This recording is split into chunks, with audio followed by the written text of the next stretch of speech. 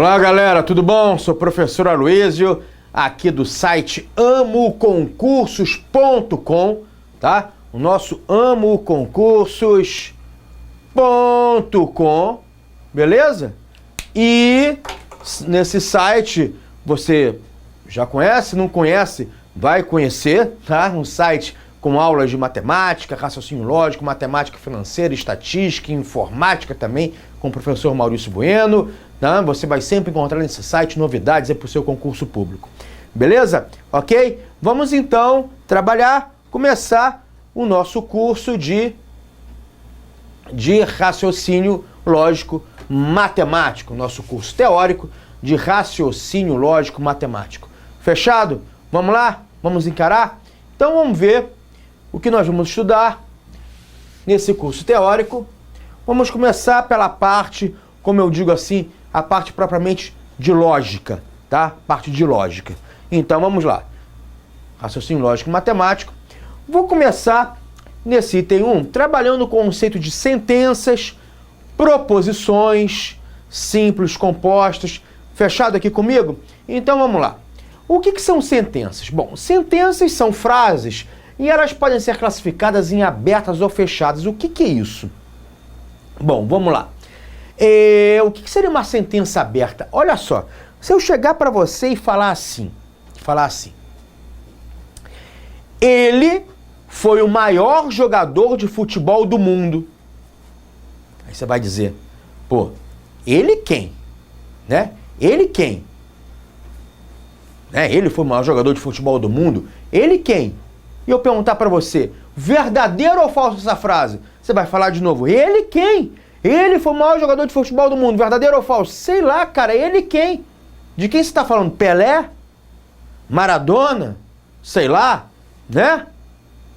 Então, uma sentença está em aberto. Então, o que é uma sentença aberta? É aquela sentença, galera, que você não consegue classificar em verdadeiro ou falso. Você não consegue. Ele é o prefeito do Rio de Janeiro, verdadeiro ou falso? Gente, ele quem? Como é que eu vou dizer se ele é o prefeito do Rio de Janeiro, verdadeiro ou falso? Preciso de um nome. João Batista? Não, falso, né? Então, sentenças abertas são aquelas que você não consegue classificar em verdadeiro ou falso, que é exatamente o que está aqui. Você não pode classificar em verdadeiro ou falso, ou seja, são indeterminadas. Você não consegue. Então, por exemplo, ele é o governador do Rio de Janeiro, verdadeiro ou falso? Diz aí para mim. Não sei, ele quem? José das Couves? Não sei.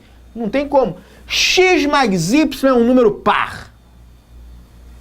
Gente, X mais Y é um número par. Verdadeiro ou falso? Não sei. Me dá o valor de X e o de Y para eu somar e ver se é par. Se essa soma der 4, é par verdadeiro. Se essa soma der 7, é ímpar, é falso. Então, beleza? Vejo que incógnitas indeterminam, né? Ele, ela também determina. Tem isso que são sentenças abertas. Acho que você não tem grande dificuldade. E as fechadas? Gente, as fechadas, o nome já diz, a coisa está fechadinha, está amarradinha.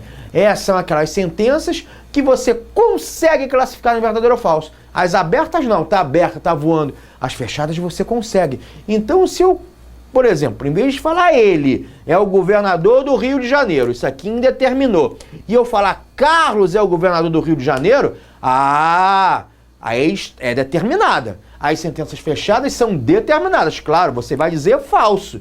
Não é Carlos o governador do Rio de Janeiro, né? Falso.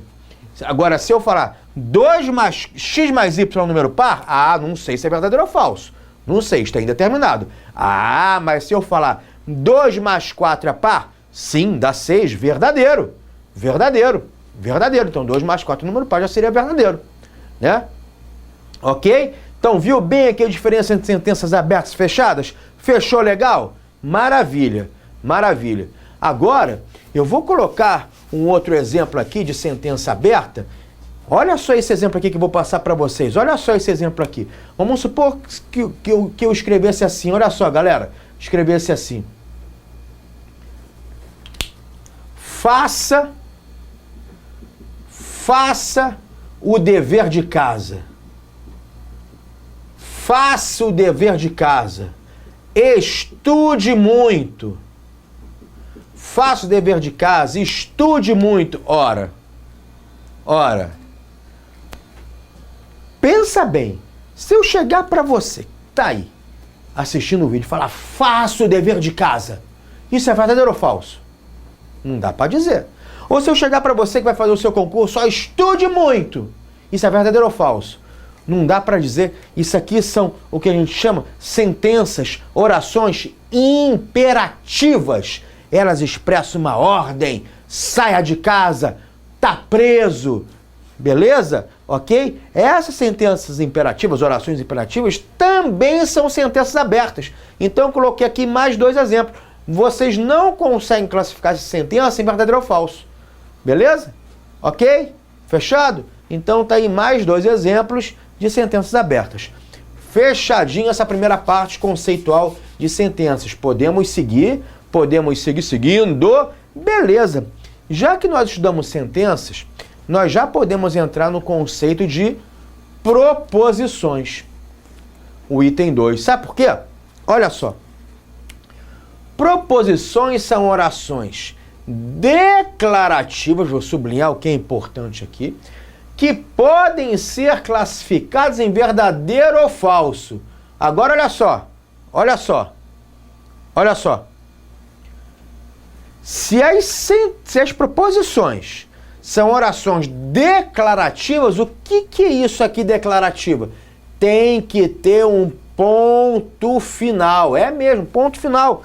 Ponto final. Se eu tiver uma oração exclamativa, por exemplo, ou uma oração interrogativa, isso não é proposição. Gente, a prova explora isso, tá? Não é. Tem que ter um ponto final, pelo amor de Deus. Fechado? Orações exclamativas ou interrogativas não são proposições por definição, tá? Agora, olha só outra conclusão que eu vou tirar aqui. Se as proposições são orações declarativas que podem ser classificadas em verdadeiro ou falso, e as sentenças fechadas são aquelas que eu consigo classificar em verdadeiro ou falso, não são? Olha a definição de fechada. As fechadas podem ser classificadas em verdadeiro ou falso. Então, se as sentenças fechadas são aquelas que podemos classificar em verdadeiro ou falso, e as proposições nós também podemos, então as proposições são sentenças fechadas.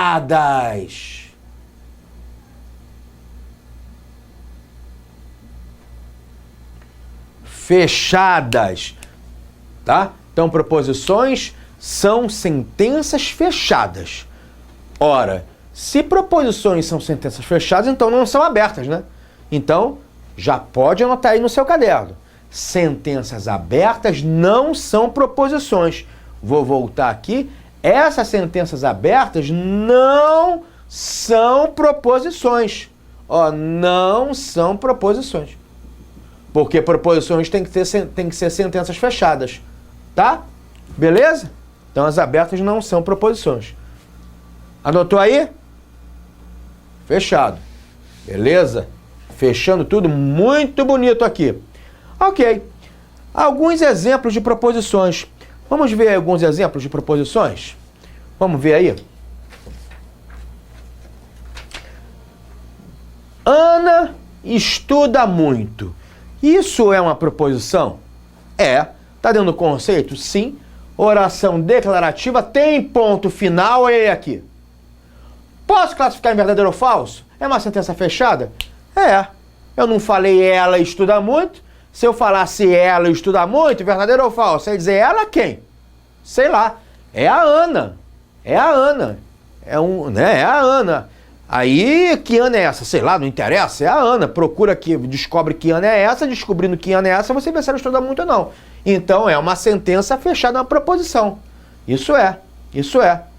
Né? João joga bola. Também, mesma coisa. Uma proposição. Ponto final. Posso classificar em verdadeiro ou falso. Se Mauro é magro, então Bia viaja. Também uma proposição. Ponto final. Né? Posso classificar em verdadeiro ou falso? Pode. É só você descobrir se o Mauro é magro ou não, se a Bia viaja ou não, enfim. Né? E você consegue dizer se era verdadeiro ou falso, sem problema nenhum. Tá? Pelé foi um jogador de futebol. Ponto final. Ponto final. Proposição? Sim, tem ponto final. E você consegue classificar no verdadeiro ou falso. No caso, verdadeiro, né? Porque Pelé realmente foi um jogador de futebol. Claro. Beleza? Então, exemplos de proposições. Tá? Cuidado com essa informação que eu botei aqui para vocês. Pode-se notar que as proposições acima são orações declarativas, ou seja, não são exclamativas, por interrogação nem interrogativas. Então essa sentença aqui, ó, Bia joga xadrez, não é uma proposição que tem ponto de interrogação. Não seria, não seria, não seria, tá? Pelé jogou muito bem. Exclamação, não é proposição, tem uma exclamação. Ou se fosse interrogação, Pelé jogou muito bem na época dele, enfim, também não seria. Frases terminadas com exclamação ou interrogação não são proposições. Proposições são orações declarativas, tem que ter um ponto final. Beleza? Então aqui, Bia joga xadrez? Não seria a proposição. Tá bom? Não seria a proposição. Fechou comigo? Fechadíssimo? Beleza. Só que essas proposições, já vou passar aqui para vocês verem o outro quadro, eles têm uma subdivisão, tá? Em proposição simples ou compostas. Beleza? Mas antes de ver essa subdivisão, deixa eu mostrar aqui uma breve teoria do que são princípios ou axiomas da lógica matemática. Às vezes tem algumas questões de prova que perguntam isso, tá? O que é o princípio da não contradição? Gente, a não contradição é o seguinte: uma proposição não pode ser verdadeira e falsa ao mesmo tempo. Não tem como. Proposições não são classificadas em verdadeiro ou falso? São, né? Que são sentenças fechadas. Só que elas não podem ser verdadeiro e falso ao mesmo tempo. Seria uma coisa contraditória. Não pode. Não tem como, tá? Não tem como ser verdadeiro e falso ao mesmo tempo. E o que é o princípio do terceiro excluído? Esses princípios são meio que autoexplicativos, né? Toda proposição é verdadeira ou falsa, nunca admitindo um terceiro caso. É verdade, nunca admitindo um terceiro caso. Então, olha só. Por isso que o terceiro excluído não tem um terceiro caso. Ou é verdadeira ou é falsa. Conta comigo. Ou é verdadeira ou é falsa. Dois casos. Dois casos. Não tem um terceiro, não sei. Não tem. Ou é V ou é F. Beleza? Não tem uma terceira possibilidade. Fechado. Beleza. O que é valor lógico? Valor lógico é você atribuir verdadeiro e falso. Verdadeiro é um valor lógico, falso é outra. Por exemplo, Pelé foi um jogador de futebol. Ponto final. Qual o valor lógico dessa frase? Verdadeiro. Viu? O valor lógico é dizer se era verdadeiro ou falso. 2 mais 3 é igual a 8. Ponto final. Qual o valor lógico dessa frase? Falsa. 2 mais 3 não é igual a 8. É igual a 5. Beleza? 7 é um número par. Ponto final. Qual o valor lógico dessa frase? Falso. Né? 7 é ímpar. Tá? Beleza? 5 é um número ímpar. Ponto final. Qual o valor lógico? Verdadeiro. Bom, e por aí vai. Tá? Então isso que é valor lógico. É exatamente o que eu falei, o que está escrito aqui no material. Tá bom? Você dizer se uma proposição é verdadeira ou falsa. Tá? Então, logo baseado nos princípios, podemos afirmar que toda proposição tem um e um só dos valores, né? Uma proposição, ou ela é verdadeira ou ela é falsa. Né? Ela não pode ser verdadeira e falsa ao mesmo tempo. Beleza. Então tá aí uma breve, né, teoriazinha de princípios, né? Axioma é sinônimo de princípio. Você fala princípio ou axiomas da lógica e o conceito de valor lógico de proposições. Tá bom? E aí, como eu tinha dito para vocês, proposição tem duas, nós podemos dividir em duas partes teóricas, proposição simples e composta. Vamos ver primeiro a simples, depois a gente vê a composta?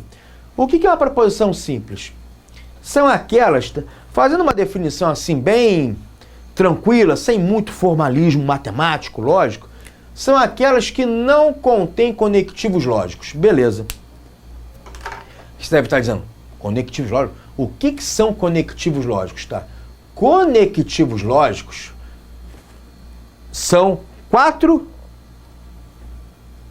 expressões: e, ou, se então, se e, somente se. E, ou, se então, se e somente se.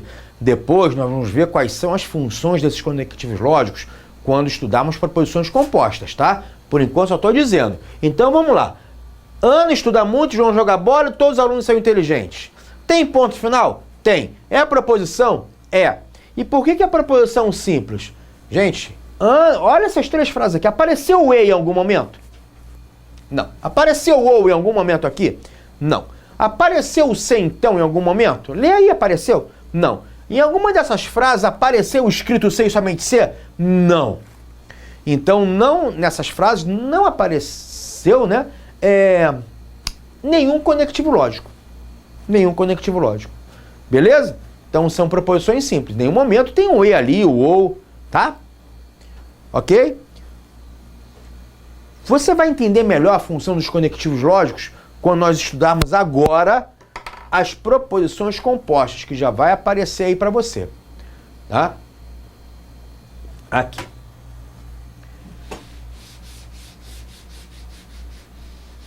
As proposições compostas são exatamente aquelas, como eu falei, que contêm os conectivos lógicos, que são esses que estão escritos aqui.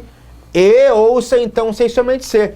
E só coloca aí no seu caderno um sinônimo de conectivo lógico, tá? Conectivos lógicos ou operadores lógicos.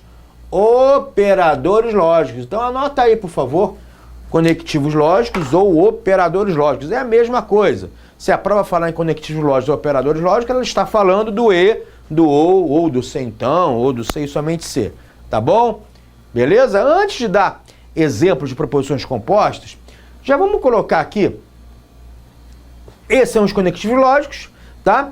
E cada conectivo lógico tem um símbolo, tá? Tem um símbolozinho pertinente a ele.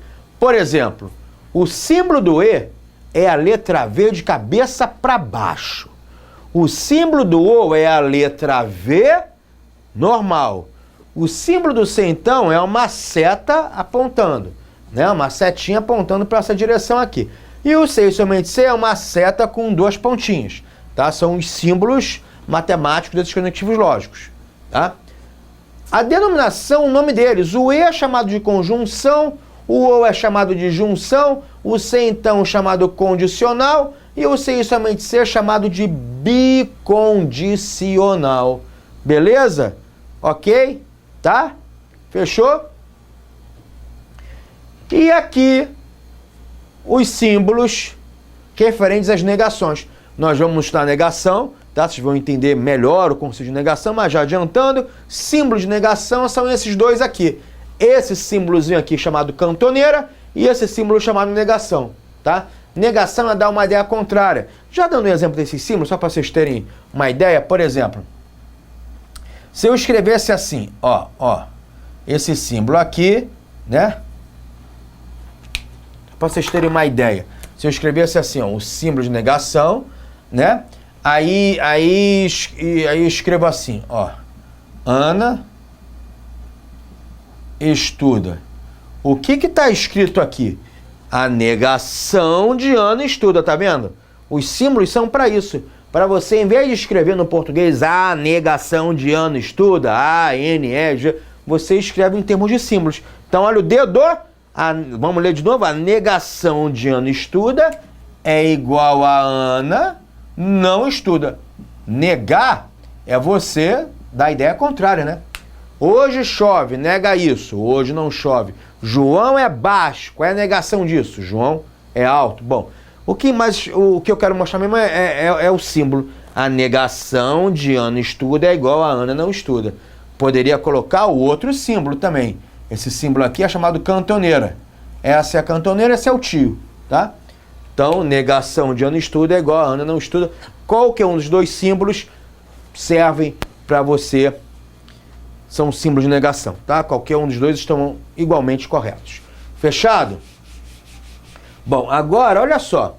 Vindo para cá, vamos dar exemplos de proposições compostas que eu não dei, né? Aí, olha só. Vamos supor que eu tivesse, para você entender melhor a função dos conectivos lógicos, que eu falei que ia explicar. Vamos supor que eu tivesse essa frase, essa proposição simples, Carlos é alto, ponto final. E essa proposição simples, Maria é bonita, ponto final. Tá? Ponto final. São proposições simples? São sentenças fechadas. Eu não falei ele é alto. Ele é alto, é verdadeiro ou falso? Sei lá, é o Carlos que é alto. Então, só você procurar de que Carlos é esse que eu estou falando e ver se ele é alto. né? Então, são duas proposições simples, né, que não tem nenhum conectivo lógico, ponto final, né, Carlos é alto e Maria é bonita. Agora, olha só, se eu pegar essa proposição simples, Carlos é alto, escrever aqui, pegar essa proposição simples, Maria é bonita, escrever aqui, e ligá-las pelo E, eu formo a proposição composta. Então, exemplos de proposições compostas. Aí a proposição Carlos é alto e Maria é bonita é proposição composta. Então, o que é uma proposição composta? Vamos lá, uma definição um pouquinho melhor. Né? Em vez de uma proposição composta é aquela que tem conectivo lógico, sim, mas uma definição melhor. Proposição composta é aquela formada por duas ou mais proposições simples ligadas por algum conectivo lógico. Então, essas proposições simples são ligadas pelo E. Carlos é alto e Maria é bonita. Agora eu tenho uma proposição simples, Ana estuda muito e Carlos é alto, e liguei pelo OU. Ana estuda muito ou Maria bonita. Peguei a proposição simples Maria bonita e Ana estuda muito e liguei pelo conectivo lógico C, então, ó. Se Maria bonita, então Ana estuda muito. Se Carlos é alto, então Maria bonita, né? Então vejo que eu peguei proposições simples, conectei essas proposições simples pelos conectivos lógicos, ó, conectivo, conectar. Eles conectam proposições simples. Os conectivos lógicos ligam proposições simples, formando as proposições compostas. Beleza? É a função deles de conectar mesmo. Ana estuda muito, se e somente se Carlos é alto, tá vendo? São proposições compostas. Nota que todas elas têm ponto final, tá? Tem ponto final. Se tivesse uma exclamação aqui, não seria proposição composta, tá? Ou interrogação, também não seria. Aí, lembra que eu falei? Proposição composta, você pode ligar duas ou mais proposições simples. Aqui tem duas, mas aqui, ó, Ana estuda muito uma, Carlos é alto duas, Maria bonita três, Bia magra quatro. Peguei quatro proposições simples e liguei elas pelo C, então, pelo O e pelo E. Tá vendo? E aí ficou se Ana estuda muito, ou Carlos é alto, então Maria é bonita e Bia é magra, e aqui Ana não estuda muito e Carlos não é alto. Então isso que são proposições compostas. Acho que fechou direitinho, não fechou direitinho para você? Definição de proposições compostas? Sem problema, né? E de simples também? Fechou legal tudo aqui, esses exemplos? Belezinha? Maravilha, maravilha total. Maravilha total. Aqui só uma curiosidade, proposições são geralmente representadas por letras, tá? P, Q, R, S, T, U, V. Então, a proposição P, Carlos é alto, Q, Maria é bonita, R, Ana estuda muito e S, Bia é magra. Tá? Geralmente a gente representa por letras essas proposições. Sabe por que eu estou fazendo isso? Porque o que vai acontecer? Nós temos que saber pegar proposições que estão escritas numa linguagem gramatical e passá-las para uma linguagem simbólica, é mesmo, símbolos, tá? Símbolos lógicos, beleza? Então nós vamos fazer isso agora, tá? Isso agora. Então olha só o que eu vou fazer. Eu vou pegar essas proposições simples e vou ligá-las e vou transformá-las em proposições, em proposições formadas por símbolos. Então quando eu tenho Carlos é alto e Maria bonita, né? Carlos é alto, letra P, Maria bonita, letra Q. Não é isso? Então eu posso colocar aqui, Carlos é alto é o P, né? Maria bonita é a letra Q. E aqui o E. Então fica um P e Q. Olha, P e Q. O E não é a letra V de cabeça para baixo, então ficou um P e Q. Tá vendo? Um P e Q. Tá? Então a sentença 1 em símbolos ficou P e Q. Ana estuda muito ou Carlos é alto. Ora, então apagar aqui. Ana estuda muito era que letra? A letra R, né? Não é a letra R? Ó, letra R. Então Ana estuda muito é a letra R. Carlos é alto é a letra P. E aqui é o O, ficou R ou P. Ó, número 1 ficou P e Q. A número 2 ficou R ou P. Tá Tá vendo? Então, entendeu o que eu estou fazendo? Eu estou pegando essas frases que estão escritas em português e estou reescrevendo em símbolos. Lógica gramatical, estou passando para lógica simbólica, tá? Fechado? Tudo bem? Então, matamos a 2. Vamos para 3, A3. Se Maria é bonita, então Ana estuda muito. Ora, Maria bonita é a letra Q. Ana estuda muito é a letra R. E o conectivo é o C, então. O conectivo é o C, então. E aí tem a regrinha, olha só. A seta sempre aponta para o que vem depois do então. Então ficaria assim, ó. Se Q, então R. O símbolo do C, então, não é uma seta. Olha aí no material. O símbolo do C, então, é uma seta. Tem uma ordem essa. A seta sempre aponta para depois do então. Então a seta vai apontar, ó, para cá, ó, que eu estou apontando aqui, ó. Olha aqui, para a letra R. Então fica Q, seta R, ou seja, se Q, então R. Se Q, então R. O C, então, é formado por duas palavrinhas, né? Tem um símbolo só que significa as duas palavras. Então essa seta aqui significa duas palavrinhas se então, tá, gente? Não tem um símbolo por C e um símbolo por então, não. É um símbolo só para os dois. Então tem que ter essa convenção.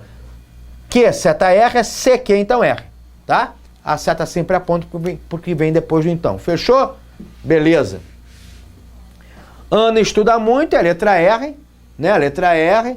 C e somente C é o símbolo, Carlos é alto P. Então ficou R, dupla seta P. O símbolo do C e somente C é uma setinha com duas pontas, tá? É uma setinha com duas pontas. Quer ver aqui? Olha só. Aqui, ó. Setinha com duas pontas, tá vendo? E eles recebem os nomes. O E é chamado de conjunção, o O é chamado de disjunção, o C, então, é chamado de condicional. Se chover, então não vou à praia, né? Quer dizer, caso chova, não vou à praia. Quando chove, não vou à praia. É um condicional. E o C e somente C é chamado de bicondicional, tá? Que é formado pelas duas setinhas. Fechado? Então, aqui... Ana estuda muito, C e somente C, Carlos é alto. Só que o que pode acontecer é ele começar a misturar as coisas. Por exemplo, aqui. Se Ana estuda muito, né? Que é o R, se R. Ou Carlos é alto é a letra P, né? Então Maria é bonita é a letra Q. E Bia é magra é a letra S. É a letra S. Né? A letra S, olha aqui, voltando aqui. Olha a letra S aqui, B é magra, viu? Bom, aí ficou o seguinte, ó. Se Ana estuda muito, o Carlos é alto. Não é o C, então? Vou construir com você. Não é o C, então? Então, olha só, botou aqui. A seta sempre aponta para o que vem depois do então. O que vem depois do então? Maria bonita e Bia magra. Então você coloca, ó, Maria bonita, que é a letra Q, e Bia magra, Q e S. Tem a letra B de cabeça para baixo aqui, tá? Q e S, tá vendo? O que vem depois do então é o que vem depois da seta. Só que vem depois da seta é uma preposição composta também. Maria bonita e Bia magra. Então você coloca. Antes da seta é o que vem depois do C. Se Ana estuda, o Carlos é alto. Então fica se, R ou P. Aqui é a letra V. Então tá vendo? Essa aqui, a frase 5, eu peguei mais de duas preposições simples para montar, né? Mais de duas preposições simples. Então, se R ou P, então Q e S, que é o que está escrito aqui, em símbolos. Se R ou P, então Q e S. Já que a seta sempre aponta para depois do então. Fechado? Com essa daí? Beleza? E o sexto e último exemplo. Ana não estuda muito e Carlos não é alto. Ora, eu defini aqui Ana estuda muito, letra R. Não foi? Olha aqui, letra R. Então, quando eu digo cuidado com negações dentro de uma frase, Ana não estuda muito, o que eu estou fazendo? Estou negando a letra R. É a negação da letra R, gente. É a negação, tá? Carlos é alto, olha aqui, vamos ver aqui que é Carlos é alto, a letra P, né? É a letra P, Carlos é alto, a letra P. Então essa aqui, Carlos não é alto, é negação da letra P. E aqui tem o E. Então ficou negação de R e negação de P, que você poderia escrever com o símbolo da cantoneira ou com um tio. Negação R e negação P. Então cuidado com essas negações dentro de uma frase, tá vendo? Aqui não fala Ana estuda muito, fala Ana não estuda muito, é a negação do R. Já que o R era aqui Ana estuda muito. O P era Carlos é alto, mas aqui não está escrito Carlos é alto. Aqui tá, né? Aqui você colocou a letra P, ó, Carlos é alto. Aqui não, Carlos não é alto, é a negação do P. Aqui você colocou a letra R, que era Ana estuda muito. Aqui não, Ana não estuda muito, negação do R. Tá vendo? Beleza? Ok? Então, isso você também tem que saber. Você tem que saber pegar uma frase que está escrito em texto, né, em português, e passar para lógica simbólica. Fechado? Tudo bem? Fechou essa parte aí de símbolos?